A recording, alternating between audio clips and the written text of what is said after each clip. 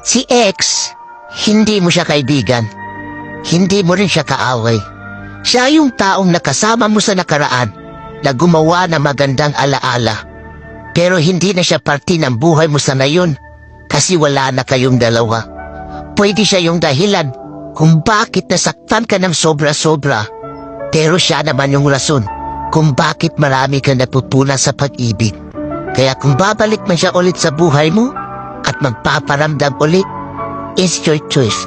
Kaya paano ka mabubuo ulit ang sarili mo kung tatanggapin mo yung tao na sumira ng pagkatao mo? Kaya lagi mong tatandaan, kaya lapis ang gamit ng mga bata para ipaalam sa kanila na ang mali ay pwede pang itama.